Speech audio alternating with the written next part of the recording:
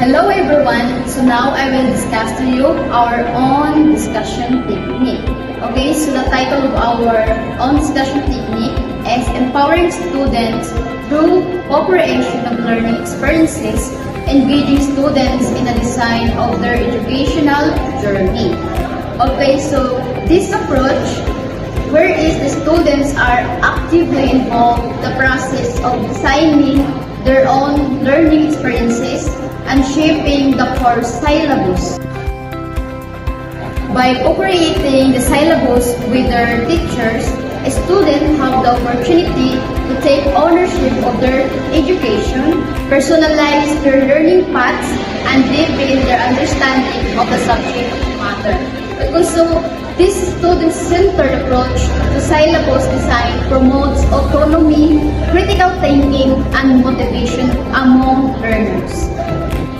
It encourages students to identify their learning goals, interests, and preferred learning styles, leading to a more personalized and meaningful educational experiences.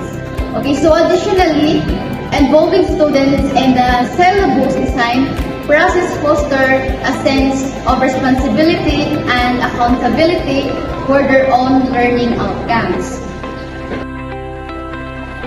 Okay, so by embracing this technique, the principle of co-creation and syllabus design, educators can empower students to become active participants in their learning journey, fostering a culture of collaboration, creativity, and lifelong learning.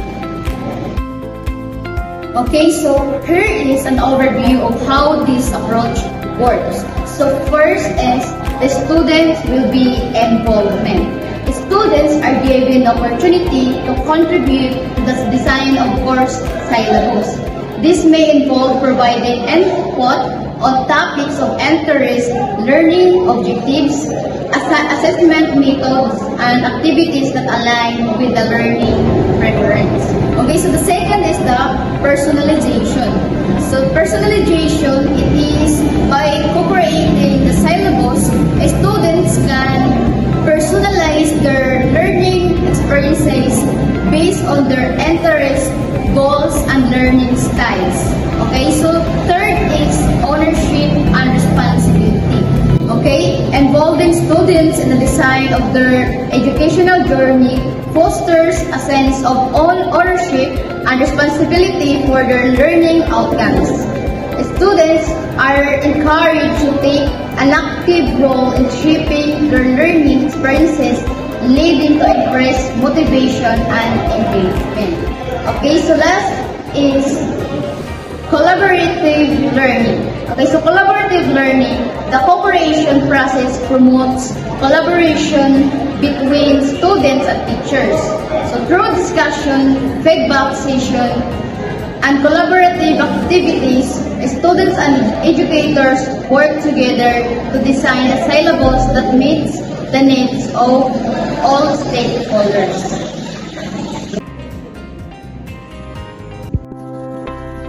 Okay, so overall, it is empowering students through the cooperation of learning experiences aims to enhance students' engagement, motivation, and learning outcomes.